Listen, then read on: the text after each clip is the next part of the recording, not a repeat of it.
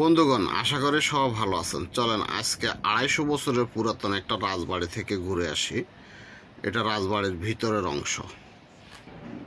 এই বাড়িটাতে রাজারা বসবাস করতো। এই যে দেখতেছেন, এটা তখনকার ছাদ।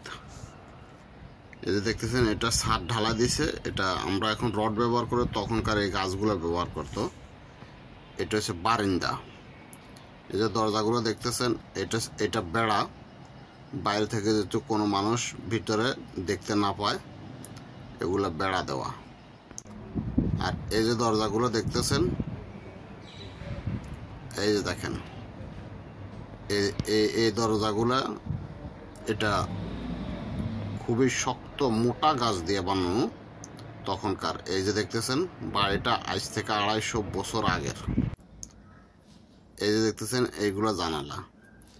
এটা হলো গিয়া ছাদের, যা বর্তমানে আমরা যে রড ব্যবহার করি, রডের জায়গা ব্যবহার করা হয়েছে। খুবই মজবুত। এই যে দেখেন, বিভিন্ন মানুষ এখানে আসে। এই যে দেখেন, কত সুন্দর দৃষ্টিনন্দন। তখনকার মানুষও এত সুন্দর করে রাজপ্রাসাদ বানাইতে পারে, এটা কল্পনার বাইরে। যা এক মানে এই বিল্ডিংটার মূল বৈশিষ্ট্য, এটা তাদের ফলোর ছিল। মূল বৈশিষ্ট্য দেওয়ালগুলা। এই যে দেওয়ালগুলা দেখতেছেন, এই দেওয়ালগুলা 3.5-3 হাত চড়া, এত মোটা, পাথর দিয়ে তৈরি।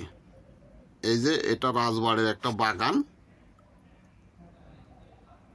এই যে এটা ওই রাজবাড়ির বাগান। রাজা যখন অবসর সময় বাগানে কাটানোর জন্য।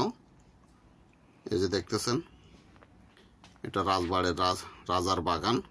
বাগানে বিভিন্ন ধরনের গাছ লাগানো ছিল। এটা রাজবাড়ির 2য় তলায় উঠার সিঁড়ি। এই যে দেখতেছেন,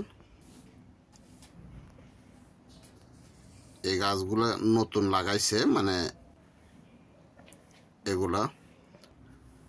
এটা রাজবাড়ি উঠার সিঁড়ি। এই সিঁড়িটা অনেক মজবুত, প্রায় 1.5 হাত চড়া।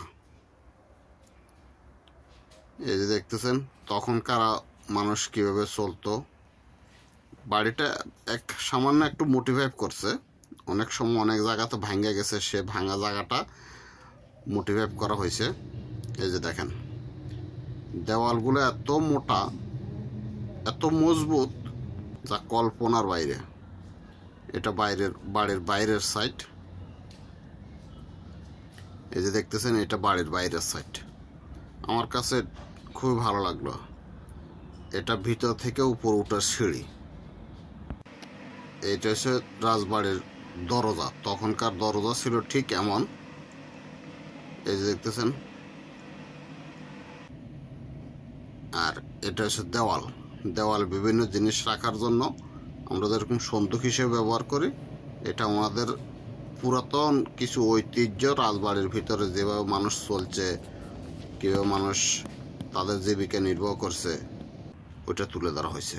এটা হলো রাজবাড়ির পাহারা দেওয়ার জন্য চৌকিদারের রাজবাড়ির সামনের মসজিদ এটা। জানি না আপনাদের কার কাছে কেমন লাগবে ভিডিওটি।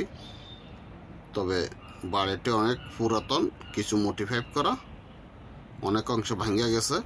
সে ভাঙাগুলোর একটু রিপেয়ারিং করা হয়েছে। এটা হচ্ছে ছাদের উপরে, তখন যেহেতু গরম না লাগে পাথর রাখা হয়েছে। এটা রাজবাড়ির বারিন্দা।